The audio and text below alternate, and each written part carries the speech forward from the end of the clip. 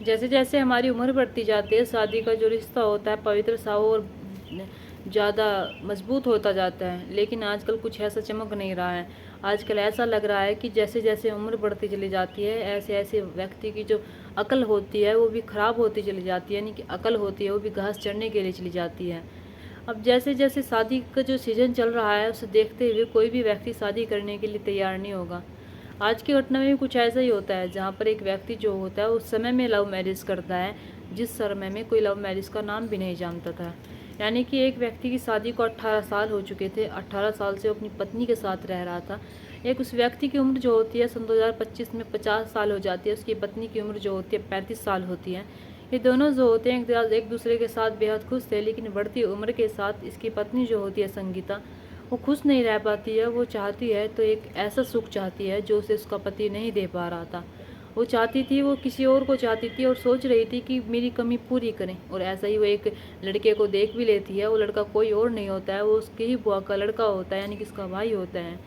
अब उसके ही साथ वो जब उसके साथ अपनी ज़रूरतों को पूरा करने लगती है, यानी कि एक सुख को प्राप्त करने लगती है, तो उसके साथ कुछ ऐसा होता है जिसे जानकर इस कहानी में आप सोचेंगे, आप सोचने पर मजबूर हो जाएंगे कि आखिरकार इतने सालों में साथ रहकर कोई व्यक्ति ऐसा कर कैसे सकता है।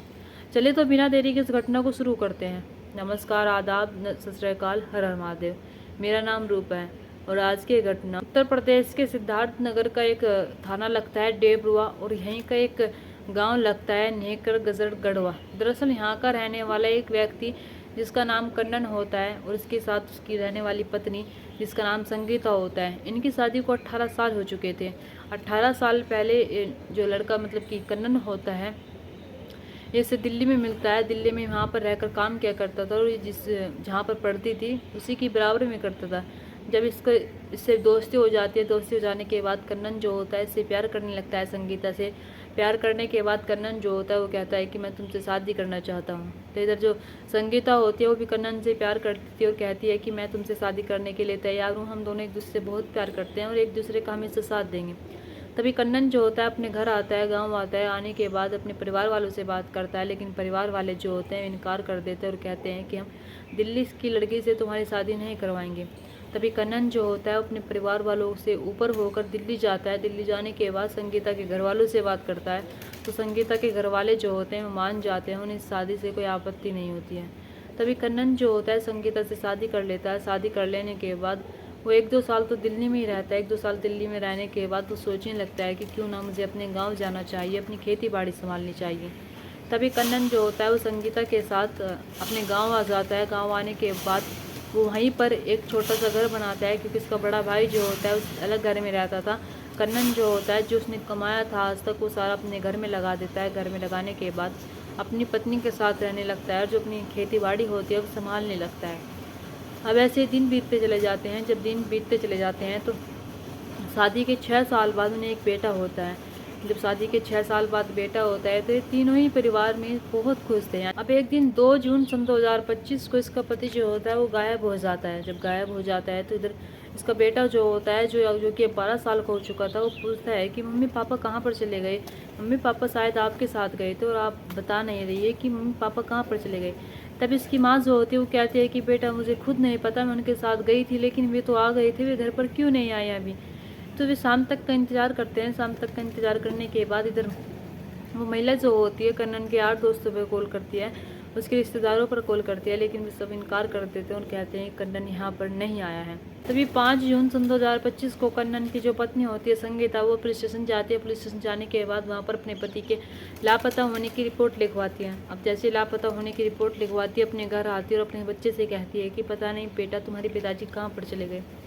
अब ऐसे ही समय बीतता चला जाता है। जैसे 3 दिन और बीतते हैं तो उसका जो भाई होता है कन्नन का, बाबूलाल, वो देखता है कि उसका भाई दिखाई नहीं दे रहा है। तो आस पड़ोस के लोगों से पूछता है कि उसका भाई कहाँ पर चला गया। तभी आस पड़ोस के जो लोग होते हैं वे कहते हैं कि तुम्हारी भाभी के साथ गया था, हमें नहीं पता कहाँ पर चला गया।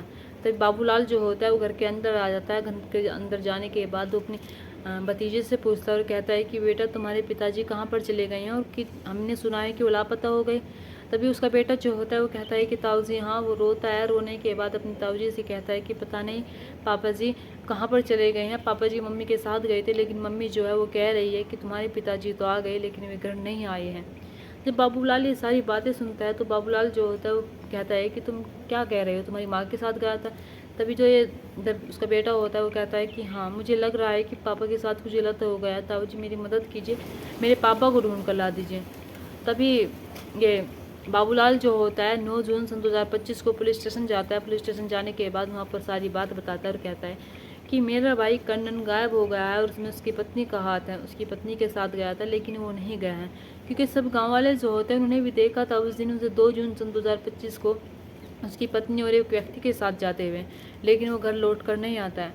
तो पुलिस वाले जो होते हैं उसकी जानकारी, उसकी जो FIR होते हैं वे लिखते हैं। लिखने के बाद अब जो कन्नन की पत्नी होती है संगीता, उसकी कॉल डिटेल निकालते हैं। जैसे ही कॉल डिटेल निकालते हैं तो पता चलता है कि संगीता जो है 2 साल से किसी के टच में रह रही है, 2 साल से किसी से प्यार करती है, यानी कि उसका प्रेम प्रसंग चल रहा है।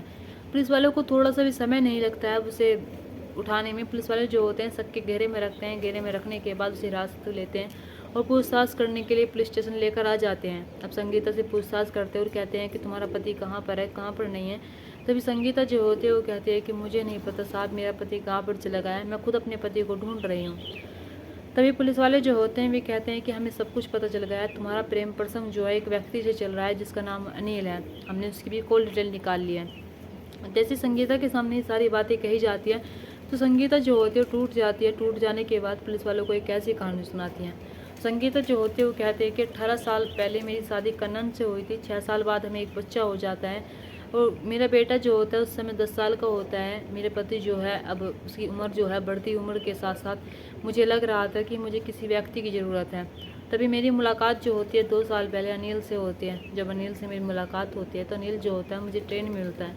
ट्रेन में मिलने के बाद हम दोनों की जो दोस्ती हो जाती है, दोस्ती में हम दोनों जो होते हैं एक दूसरे का नंबर एक्सचेंज कर देते हैं। अब जैसे अनिल और संगीता का नंबर एक्सचेंज होता है तो दोनों जो होते हैं फ़ोन पर बातें करने लगते हैं। यहाँ पर अनिल की उम्र जो होती है 27 होती है, उसकी उम्र जो होती है 35 होती है। ये दोनों जो होते हैं जब एक दूसरे से फ़ोन पर बातें करने लगते हैं, अपनी बातें शेयर करने लगते हैं तो इन दोनों को प्यार हो जाता है। यानी कि इसे 18 साल पहले भी कन्नन से प्यार हुआ था और अब बुढ़ापे में भी आकर से एक व्यक्ति से प्यार हो जाता है। अनिल से भी से प्यार हो जाता है तो अनिल से कहती है कि मेरा तुमसे मिलने का बहुत मन कर रहा है। इधर अनिल भी जो होता है वो कहता है कि मैं भी तुमसे मिलना चाहता हूँ, मैं भी तुम्हारे साथ रहना चाहता हूँ, कुछ वक्त बिताना चाहता हूँ। तभी संगीता के दिमाग में एक प्लान आता है। प्लान कुछ ऐसा आता है, वो अनिल से कहती है कि तुम मेरे घर आना, घर आने के बाद मैं तुम्हें अपने पति से मिलवाऊंगी और जैसा जैसा मैं कहती जाऊँ तुम ऐसा ऐसा करते जाना। तभी अनिल जो होता है उसके गाँव पहुँच जाता है। गाँव पहुँचने के बाद वो अनिल जो होता है कन्नन के घर पहुँच जाता है। घर पहुँचने के बाद उसकी पत्नी जो होती है वो कन्नन से बताती है कि मेरी बुआ का लड़का है और ये यहाँ पर कुछ दिनों के लिए ठहरने आया है, मेरे रिश्ते में भाई लगता है। कन्नन उससे मिलता है और उसे अपना साला मानता है और सोचता है कि मेरा साल है और उसे अपने घर में रहने देता है। कन्नन जो होता है उसे थोड़ा भी शक नहीं होता है कि उसकी पत्नी और अनिल का अफेयर चल रहा है।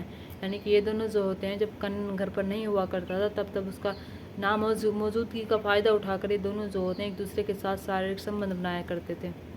अब ऐसे ही समय बीतता चला जाता है। यानी कि अनिल का जब मन करता था तब वो उसके घर आता और कभी 10 दिन कभी 8 दिन ऐसे रुक कर चला जाता था। अब ऐसे जब समय बीतता चला जाता है तो इधर कन्नन जो होता है वो कहता है कि तुम्हारा जो भाई है ये मुझे कुछ सही नहीं लग रहा है। यानी कि इसको बोलने का तरीका, चालने का तरीका, तुम कभी कभी कमरे में बंद हो जाते हो, कमरे में बंद होकर पता नहीं क्या करते हो। भाई बहन कौन कमरे में बंद होता है। जब जैसे कन्नन जो होता है सारी बातें अपनी पत्नी से कहता है तो अपनी पत्नी से कहता है कि अनिल से कहो कि वो घर पर ना आए। लेकिन संगीता जो होती है एक भी मौका नहीं छोड़ती है। जब कन्नन दिल्ली जाया करता था या फिर किसी काम से बाहर जाया करता था तब वो अनिल को अपने घर पर बुलाया करती थी और अपनी ज़रूरतों को पूरा करती थी। यानी कि कन्नन से उसे वो सुख प्राप्त नहीं हो रहा था जो संगीता चाहती थी। संगीता जो होती है एक नौजवान को चाहती थी और उसे उस व्यक्ति से यानी कि अनिल से वो सुख मिल रहा था जो वो उसे खोना नहीं चाहती थी। अब कन्नन जो होता है बार बार उसे मना करता है और कहता है कि आज के बाद तुम्हारा भाई मेरे घर ना आ जाए। अभी तो संगीता जो होती है वो कहती है कि ऐसा कुछ नहीं है, लेकिन कन्नन जो होता है वो कहता है कि अगर तुम्हें रहना है मेरे साथ तो रहो, नहीं तो तुम यहाँ से जा सकती हो। जैसे ही सारी बातें संगीता से कही जाती है तो संगीता जो होती है परेशान हो जाती है, सोचने लगती है कि मैं अनिल को तो छोड़ नहीं सकती हूँ क्योंकि अनिल से मैं बहुत प्यार करती हूँ। तभी वो अनिल पर कॉल करते हैं। अनिल पर कॉल करने के बाद वो कहती है कि मैं तुमसे अलग नहीं होना चाहती, लेकिन मेरा पति जो है तुमसे अलग करने पर तुला है। तभी वो संगीता जो होते हैं वो कहते हैं कि क्यों ना हम अपने पति को रास्ते से हटा दें। मैं अपने पति को रास्ते से हटा दूँगी तो हम दोनों को कोई मिलने से नहीं रोक पाएगा। जैसे वो अनिल के सामने ये बात रखती है तो अनिल जो होता है इसके प्लान में शामिल हो जाता है। अब इधर कन्नन की जो तबीयत होती है वो ख़राब होती रहती है, यानी कि उसे बुखार होता है, कभी उसे कुछ होता है, यानी कि बढ़ती उम्र के साथ साथ बीमारियां जो होती है वो हमारे अंदर आ जाती हैं।